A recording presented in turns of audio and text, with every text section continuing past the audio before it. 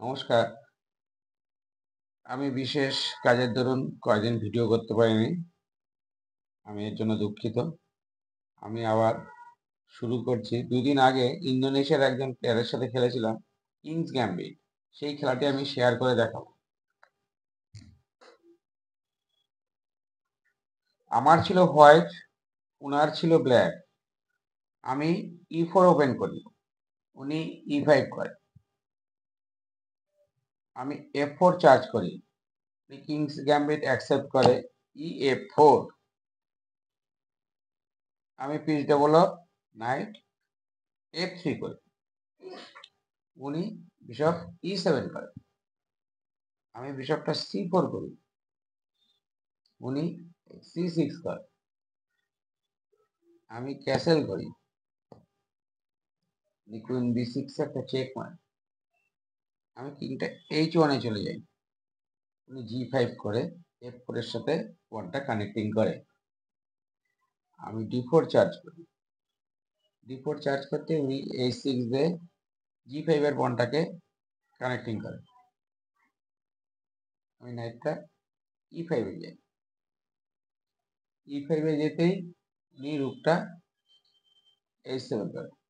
আমি bishop F7 check মারি, উনি রুক দিয়ে মারে, কারণ কিং দিয়ে তো মারা যায় না। আমি কুইনটা H5 এ রুকটাকে পিন করি, পিন করতে নাইটটা F6 এ আসে, কুইন F7 চেক,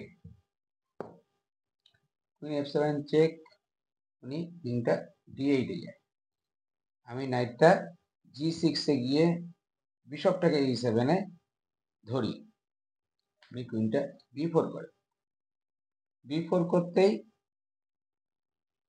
আমি C3 করি, উনি কুইনটা D6 করে। দেখুন, খেলাতে কিন্তু 10 মিনিটের খেলা কে কত ভালো দেখবে তার উপরে নির্ভর করে। এখন এই পজিশনে হোয়াইটের ফেভার আছে, কিন্তু ভুল করলে গেমটা লসও হয়ে যেতে পারে। খেলার কথা যতক্ষণ শেষ না হয় ততক্ষণ কিছুই বলা যায় না।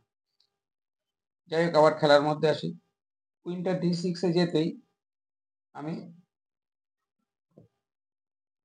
E5 চার্জ করি, উনি কুইনটা